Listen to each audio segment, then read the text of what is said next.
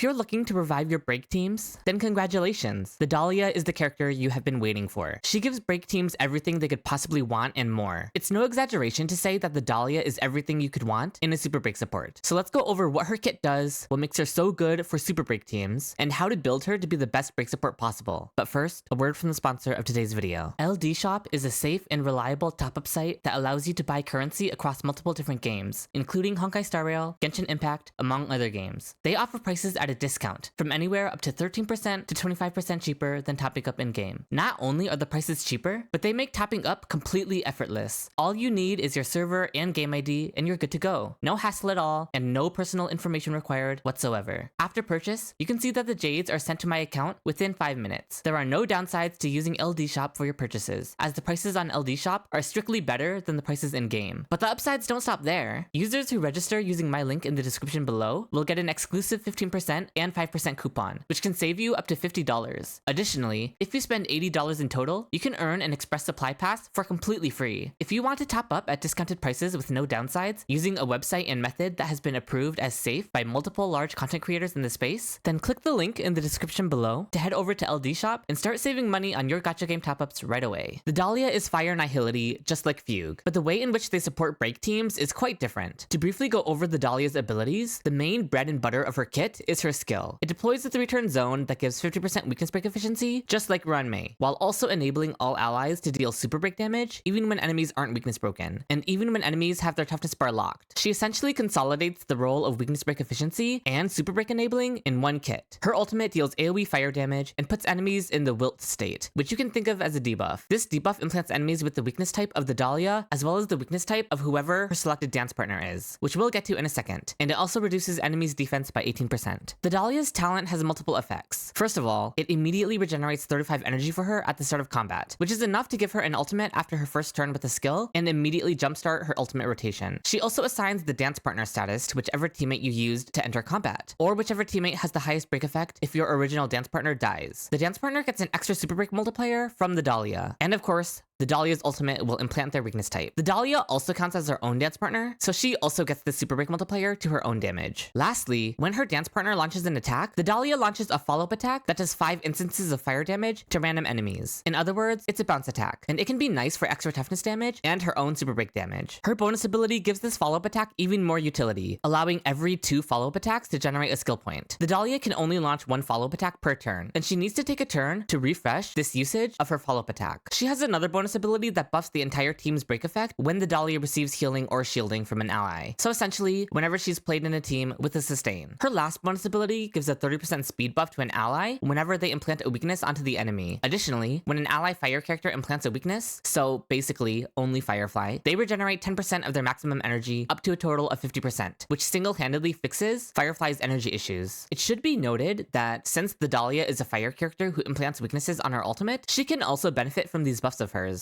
Her technique immediately deploys the zone from her skill, which is really nice to start the battle with the weakness break efficiency and super break damage on non-broken enemies. These are her stat bonuses, mostly all good stats, since she doesn't really have an ideal third stat, so effect res is fine. Effect hit rate would have also been nice, so she can more effectively use the Pearls icon. Let's talk about her Eidolons next. The Dahlia's E1 is a pretty big one. First off, it gives the 60% super break multiplier from her talent to the entire team, whereas it usually only applies to her dance partner at E0. The dance partner gets an even larger super break multiplier as well. Then, her E1 has the incredibly unique effect where, when her dance partner attacks an enemy, the Dahlia will deal a one-time fixed amount of toughness damage equal to 25% of the target's toughness bar. This means that no matter how huge the enemy's toughness bar is, no matter how inflated Hoyo decides to make enemy toughness in the future, the Dahlia will always cut it down by 25% no matter what. Theoretically, it caps out at doing 300 toughness damage, but no enemy in the game has over 1000 toughness anyway. There are some scenarios where this isn't the craziest thing in the world, but in a lot of boss encounters, especially in Apocalyptic Shadow and Anomaly Arbitration, this is a huge contributor in shredding the boss's toughness as quickly as possible. It should be noted that it can only be triggered once per target until the target dies or switches phases, but the front-loaded toughness damage is still incredibly powerful. Sure, the Dahlia allows you to deal super break damage to enemies even when they aren't weakness broken, but bosses in Apocalyptic Shadow have mechanics directly revolving around needing to break them, and this Eidolon makes the Dahlia uncontested at it. However, it can be quite matchup dependent. You don't need to get her E1 just in the hopes of occasionally getting a huge amount of value out of it against certain enemy matchups. Her E1 isn't a huge deal breaker for her kit by any means. It's a powerful extra mechanic, particularly against certain bosses, but the Dahlia's kit will function perfectly fine without it because she already functions perfectly fine without breaking the enemy at E0. Her E2 is, ironically, sort of the opposite of her E1, where instead of being really strong in Apocalyptic Shadow, her E2 is really strong in Pure Fiction, inflicting the wilt status from her ultimate on all enemies whenever they enter the battle. This means when new waves of enemies spawn in during Pure Fiction, they will immediately be implanted with the weakness type of the Dahlia and her dance partner, as well as receiving the defense thread debuff from her ultimate. It's the classic Nihility class fix, where the debuffs now automatically apply on new waves of enemies without the abilities needing to be used again. Additionally, it reduces enemies' all-type resistances by 20%, so she steals Ruan Mei's debuff on top of everything else she's already robbing from her. The E3 and E5 are skill level upgrades as always. Her E4 essentially doubles her follow-up attack's damage instances from hitting 5 random times to hitting 10 random times, dealing more toughness bar damage as well as making all enemies hit take 12% more damage from all sources. And last but not least, the Dahlia's E6 is essentially a dance Lightcone for her and her dance partner, action advancing them and herself by 20% every time she unleashes her follow-up attack. It also gives a hefty 150% break effect buff to herself and her dance partner. The Eidolons are nice and mostly serve to benefit her support potential, adding even more debuffs into her kit. The mechanics in her base kit are already so strong at a baseline though, and nothing in her Eidolons changes those mechanics much, so the Eidolons are definitely not needed to make the Dahlia perform. As for her signature Lightcone, it's honestly deceptively strong. The 60% break effect is whatever, but the 32% break damage increase buff that she gives to herself and the same ally who she selects as her dance partner, since the Lightcone's requirement is the same as her talent, is stronger than you'd think. It's a unique, separate multiplier that you can't find elsewhere in the game, outside of, like, the newest Battle Pass Harmony Lightcone. Furthermore, it regenerates 1 skill point when the wearer implants a weakness, or in other words, whenever the Dahlia uses her ultimate. So, the Dahlia does have powerful early Eidolons and a powerful signature Lightcone, but as powerful as they are, her baseline E0 kit honestly feels so complete that these further investments mostly just feel like luxury pulls, even if they are really strong. For those who want to consider investing further in her, she's in a similar spot as Evernight, where her Lightcone is more consistent than her E1, but her E1 has some use cases where it spikes in value. Generally, I would value her E1 higher, because when it does make a difference, it just feels really strong. But again, neither of these are necessary, because her most tantalizing mechanic, the ability to trigger super break on non-weakness broken enemies, is already in her kit at E0. For other Lightcone options, Pearls is the general go-to option, but if you're using it on Fugue, then the Dahlia can use Solitary Healing just as a break effect stat stick, or Tutorial if you want the energy. The new Battle Pass Lightcone is an acceptable option as essentially a second Pearls if you don't have anything else you want to select from the Battle Pass. She can also use Fugue's Lightcone if, for some reason, you have that Lightcone and aren't going to use it on Fugue, so that's neat, I guess. I also know a decent amount of people like to pull Cypher's Lightcone without even pulling for Cypher herself, just because Cypher's Lightcone is very flexible on most Nihility units. And the Dahlia is another Nihility unit who can use Cypher's Lightcone if you happen to have it lying around. Let's talk about how to build her before we get into her teammates, since her build mostly stays the same no matter what. You can use the Iron Cavalry set on her to boost her own super break damage. She is mostly a support, but she can't use the Watchmaker set to buff the team's break effect since none of her skills target the team. So with no good supportive sets available, Iron Cavalry is a fine default option. You can also use the Eagle set on her if you want her to take more turns. Her Planet Ornament set can be the Kalpani Lantern set since she always implants fire weakness on her ultimate, meaning she can always get the full benefit from the set. Lushaka also works since Firefly and Rappa appreciate the attack buff, given they can convert the stat into offensive stats for themselves. And Von Rock is always a consideration if you're going for a specific setup with the Dahlia, but otherwise probably not what I'd recommend for the general player base. Speed and break effect are the only two stats the Dahlia really wants, which is pretty similar to most of the break supports like HMC and Fugue. Similarly to Fugue, she can end up wanting effect hit rate if you're using the Pearls Icon on her, 67% effect hit rate to be precise if you want a 100% chance of triggering the Pearls effect at S5, and even more effect hit rate if it isn't S5. So in those scenarios, you would probably need an effect hit rate chest. Outside of those scenarios, however, you can use any chest piece on the Dahlia you want. Generally, I would recommend defensive stats so that running her in sustainless teams is easier, but we'll talk about that more later. Boots should always be speed. The Dahlia's follow-up attack count refreshes when the Dahlia takes a turn, so she wants to take turns at a similar rate as your DPS to keep refreshing her follow-up attack. The orb is in the same position as the chest piece, where it can be whatever you want, but ideally it should be a defensive stat so that she can survive. The attack scaling part of her kit literally does not matter since she isn't building any crit. The only thing that matters is her super break damage, so attack and crit stats are not needed. Her rope can be either break effect or energy recharge. Generally, I would recommend energy recharge. Thanks to her follow-up attack generating 10 energy, as well as the fact that she benefits from her own energy generating bonus ability when she implants fire weakness with her ultimate, the Dahlia has a really easy and clean 3-turn ultimate rotation if you use an energy rope, so it just feels really nice and comfortable. But technically, if you want to squeeze out more personal additional damage from her, as well as increase her break effect buff when she receives healing, a break effect rope can do that. I still recommend an energy rope, but both are usable. Now, let's get into the main discussion, the Dahlia's team building. And there honestly isn't anything complicated to say here. The Dahlia's team building is very straightforward. Use her in break teams, mainly with the 3 main break DPSs. Outside of those teams, she's not really offering much. The interesting thing with the Dahlia though, and more so just with break teams as an archetype, is their desire to be run sustainless. Since break teams inherently want to keep the enemy weakness broken as often as possible, for as long as possible, even with the Dahlia enabling super break damage while they aren't broken, it means break teams are generally at less risk of dying compared to other teams, since enemies obviously can attack you while their weakness broken. Additionally, break teams are a very niche archetype, so to balance this out, Hoyo designed the break supports to each offer a ton of buffs to break teams. Break teams literally do not function without the supports offering them super break multipliers. Due to this, break teams benefit so much from being able to use as many of the supports as possible, meaning in an ideal world, there wouldn't be any spot on the team to slot in a sustain like Gallagher or Lingsha. But which combination of supports should you use? The Dahlia is obviously always taking up one slot because she's just the best break support, and also, this is her video. The second slot will obviously be your break DPS, so there's only 2 slots left, but there's 3 more break supports to choose from: Fugue, HMC, and Ruan-Mei. First, let's talk about stacking super break damage and stacking weakness break efficiency. The way super break works is that each instance of super break damage is added separately. So the Dahlia's 60% super break multiplier will show up as its own damage number, and then Fugue's 100% super break multiplier shows up as a different number, and then HMC's super break multiplier as another different number, meaning you would see 3 separate super break damage numbers on screen if you use all 3 of them together. Essentially, there's no downside to stacking as many super break multipliers as possible. As for weakness break efficiency, I said in a past video that it doesn't stack linearly, but this was a mistake. Ruan-Mei's 50% weakness break efficiency will stack to 100% weakness break efficiency when paired with the Dahlia, so they'll essentially double the team's toughness damage. Super break damage also scales with the amount of toughness damage dealt, so weakness break efficiency does translate to higher super break damage as well. All this to say, every combination of 3 break supports is very strong in its own right, and the proper combination usually depends on the enemy matchup. The Dahlia and Fugue are the 2 premier break supports, and generally the strongest duo when paired with the DPS. So the last option is HMC or Ruan-Mei. HMC inherently has synergy with Fugue, due to Fugue being able to use their skill on HMC, allowing HMC to contribute to toughness damage no matter what the enemy's weakness is. And of course, the Dahlia already allows this for herself and the DPS by implanting their weaknesses. HMC also is a better user of the Dance Dance Dance Lightcone compared to Ruan-Mei, especially since Fugue's Exo Toughness gives HMC even more energy by offering a second instance of weakness breaking, further emphasizing their synergy together. Ruan-Mei's main benefit is the delay on her ultimate, which mainly functions as an extra source of survivability in sustainless teams by keeping the enemy unable to move for an extra action. In that sense, you could view HMC as the more offensive option and Ruan-Mei as the more defensive option. Although Ruan-Mei can start to catch up if you have her E1, which is technically somewhat free given that it's in the Golden Companion shop. And then, of course, the super defensive option, which you'll sometimes need, especially in Anomaly, is to just use a sustain like Gallagher or Lingsha or even Danheng PT if you need extra survival. Choosing between these different teammate options is situational, and there's no singular best combination for every single encounter. So as long as you understand what each teammate is offering, that's good enough for you to decide what to do based on the fight you're going up against. So with the support combos out of the way, let's talk about the DPSs. The Dahlia's DPSs tend to fall onto a spectrum of break DPS versus super break DPS. Essentially, if a character's damage relies more heavily on breaking the toughness bar, they're a break DPS. If the character's damage relies more heavily on super break numbers, and they don't care as much about actually breaking the enemy's toughness bar, now that the Dahlia enables super break damage to trigger any time, they're a super break DPS rather than a break DPS. This is an arbitrary differentiation I've made up for the sake of splitting up how we discuss the Dahlia's best teammates. Let's start on the break DPS side of the spectrum with Boot Hill. So much of Boot Hill's damage comes from breaking the enemy's toughness bar because of how much damage it deals. So you could argue that Fugue is more or less equally essential for Boot Hill as the Dahlia. The extra super break damage anytime from the Dahlia is still nice, of course, but out of all the break characters, Boot Hill benefits from it the least. Still, the Dahlia is essentially just a stronger Ruan-Mei for all the break teams due to how much she offers on top of the 50% weakness break efficiency. So she's always going to be an upgrade for them, even if Boot Hill is, once again, getting the least out of her. Since Fugue is just as important for Boot Hill, you would ideally run them together. And then the last slot falls into the same dilemma as usual of choosing between which final break support you want to run or using a sustain. Boot Hill teams used to benefit a lot from running an action advancer, but given the competition has gotten much more steep, you would generally just stick with the break specific supports. The Dahlia's massive speed buff can also make speed tuning action advances with Boot Hill a little more complicated anyway. The only other thing to say about Boot Hill is that with a bit of vertical investment in Boot Hill teams, such as via Boot Hill's Lightcone or his E1 or Ruan-Mei's E1, Boot Hill teams get dangerously close to overcapping on defense defense ignore. Defense ignore is a stat that gets exponentially better the closer it reaches 100%, but once you actually do reach 100% defense ignore, anything extra no longer does anything. So with the Dahlia giving 18% defense ignore, Fugue giving 18%, and the Pearl's Lightcone giving 16%, and Boot Hill and Ruanmei's E1s giving a hefty amount as well, you may find yourself in a scenario where the defense ignore from the Iron Cavalry Relic set literally isn't doing anything if you're already reaching 100% defense ignore. This would make the Eagle set, which was already very powerful on Boot Hill because of how powerful turn cycling is for him, even more tempting. You don't have to switch his relics, of course, and you could even just go 2-piece break effect pieces if you're overcapping on defense ignore, but I wanted to make sure I mentioned the Eagle set and the defense ignore issue that Boot Hill can face. Now, in the middle of being a break DPS and a super break DPS is Rappa. While Rappa's damage doesn't actually come from breaking the enemy's toughness bar the same way Boot Hill's does, she does still heavily rely on it, since she gains a stack that empowers her enhanced basic attack every time she breaks an enemy's toughness bar. Due to this, Fugue once again is arguably just as important for Rappa as the Dahlia, leaving only one teammate slot left open, with all the same caveats and situational conditions we've already discussed. It should be noted that Rappa was the only break DPS with no weakness implant of her own, instead having the ability to deal toughness damage to non-imaginary weak enemies at half the value. The Dahlia finally bringing imaginary weakness implanting to Rappa teams is a big help to Rappa, since she can break imaginary weak enemies using her full toughness damage now. Rappa doesn't reach the defense cap quite as quickly as Boot Hill because her signature Lightcone doesn't give defense ignore the same way Boot Hill's does, so you're generally fine keeping her on the Iron Cavalry Relic set. One thing to note for both Rappa and Boot Hill is that they can both use the Kalpani Lantern Planet Ornament with the Dahlia on the team, since the Dahlia will always implant her own weakness with her ultimate, which is fire, meaning you can fairly reliably get the full buff from the Planet Ornament set. And last but not least, there is of course Firefly. Firefly is the most super break reliant out of the DPSs because she really doesn't care that much about breaking the enemy's toughness now that the Dahlia can enable super break damage even without it. Sure, breaking the enemy's toughness is still ideal since enemies take more damage from all sources while weakness broken, and breaking the enemy's toughness is still necessary for many boss mechanics, and enemies can't hit you while they're broken. So of course she still benefits from breaking enemies, but she relies on it the least, meaning Fugue is technically the most replaceable for Firefly teams compared to Boot Hill and Rapid teams. This gives Firefly the most flexibility in which break supports she wants to use, with the Dahlia of course being the one exception. While the Dahlia was already the best in slot with Boot Hill and Rappa, the Dahlia was tailor-made for Firefly. They share an element, the Dahlia's energy generation is specifically made for only Firefly, and the Dahlia's speed buff arguably impacts Firefly the most, which we'll talk about in a second. You never want to separate these two unless you're fine with your Firefly's performance tanking. In terms of how the Dahlia impacts Firefly's build, it all comes down to the 30% speed buff she gives Firefly. The first thing you can do is give Firefly attack boots while letting the Dahlia's speed buff make up for the speed boots, reaching the same speed breakpoints you were reaching with Firefly previously, around 155 speed. However, the Dahlia also allows Firefly to reach new speed breakpoints if you're able to get Firefly to upwards of 178.4 speed outside of combat. This means your Firefly would need to reach 178.4 speed without the Dahlia's buff. This is obviously a lot of speed, requiring around 38 speed from substats, assuming you also use speed boots and the Kalpani Planar Ornament set. 38 speed from substats translates to 7.6 speed substats on all other relic pieces that aren't the speed boots. This can be difficult, but as you can see, definitely not impossible, especially considering Firefly doesn't have that many good stats she can build anyway. It's just break effect, speed, and attack. So if you can aim to reach 178.4 speed on Firefly outside of combat, when she's entering the second wave of Memory of Chaos, already in her combustion state, she's able to get 3 enhanced skills off within the cycle. Then, when she exits her ultimate, her turn will be timed to go right after her ultimate ends, meaning she can immediately use her skill to get back into her ultimate, thanks to the Dahlia refunding her energy. The goal of this speed tuning is to minimize the amount of time Firefly spends outside of her ultimate by immediately letting her re-enter it once it ends. And with the 178.4 speed breakpoint, she can do the 3 enhanced skills before exiting, and then immediately re-enter, all within the same cycle. Again, assuming a scenario where she begins in her ultimate. So this mostly impacts the second wave of Memory of Chaos. If you're using Dance Dance Dance on any of your characters like HMC, then it reduces Firefly's speed requirement to around 162.4 instead, assuming 1 DDD proc during her ultimate. More DDD procs would lower the speed requirement even more for this rotation. Ruanmei's permanent 10% speed buff would, of course, also lower Firefly's speed requirements by 10%. There's a really handy speed calculator tool made by the Firefly mains, so I would definitely recommend checking it out to see how your Firefly's rotation looks like with your speed, and it can also help you visualize the value of the 178 speed breakpoint. So I'll link the website in the description of this video for the dedicated Firefly players who want to play around with the speed tool. Lastly, I want to briefly cover DPS Linksha. I don't think Linksha needs much of an introduction. She's well known to do enough damage in break teams to the point where she can be labeled as the DPS, and her DPS playstyle is getting a buff with the Dahlia, since Linksha would fall under the same umbrella as Firefly, where she is mostly a super break DPS that doesn't want to rely on breaking breaking the enemy's toughness bar as much as Boothil and Rappa. There isn't much to say about Lingsha except for the fact that in AoE scenarios, she's arguably going to perform better than any of the other break DPSs, especially if you're in a scenario where you would want to use a sustain anyway. Outside of AoE scenarios, she's not quite as impressive, but if you're in a matchup that's very good for Lingsha, like in Pure Fiction, and if you aren't able to use a sustainless team, then chances are fairly likely that you would be better off just kicking the DPS off the team and running triple break supports with Lingsha. Again, under the assumption that you were going to need a sustain on the team no matter what. It's situational, of course, but I felt like Lingsha definitely deserved to be mentioned alongside the likes of Boothil, Rappa, and Firefly. Lingsha is built essentially the exact same as Firefly, by the way. She doesn't have the same specific speed thresholds, but in general, you just transfer Firefly relics onto Lingsha when using Lingsha as the DPS, and it's as simple as that. The Dahlia is technically strong enough to enable other characters to be played as super break carries, such as Anaxa and Fei Xiao, who have notoriously decent toughness bar damage. It's not better than their current actual teams, but it's a fun alternative that you can play around with if you have the characters and if you're fighting an enemy that punishes crit damage and rewards break damage. Do note that Anaxa's weakness implants can give him the Dahlia speed buff, but he does not get the energy despite implanting fire weakness like Firefly, because the attacker's type specifically needs to be fire type. But what about Acheron? The Dahlia is Nihility, right? What if it won't?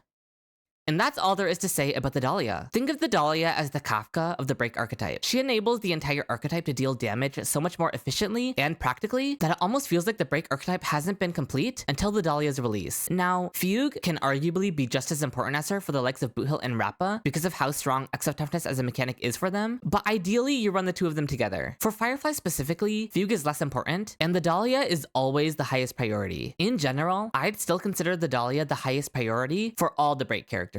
But if your break characters aren't a priority to you at all, if you plan on leaving the break archetype on the bench, then the Dahlia is a fairly easy skip. She won't have any use on your account if you aren't interested in reviving your break characters. And if a future break character comes out that you really like, you can always consider the Dahlia on a rerun. For now, I think the Dahlia is perhaps one of the most straightforward characters we've had in a long time when it comes to the question of whether or not people should pull for her. Essentially, it comes down to whether or not you want to pull for the break archetype or not, because that's what the Dahlia is. But what are your thoughts on the Dahlia and the break archetype as a whole finally getting some love? Patch 3.8 is going to be an extended patch, so there will be plenty of time for people to formulate their thoughts on the Dahlia, but I'd still love to hear your early thoughts. Be sure to like the video if you found it helpful or enjoyable at all, and subscribe to the channel for more content like this. The next world is still right around the corner, and with it will come a complete shift in the meta, which I will definitely be covering extensively, so keep your eyes out for that. Thank you so much for watching, and with all of that said, until next time!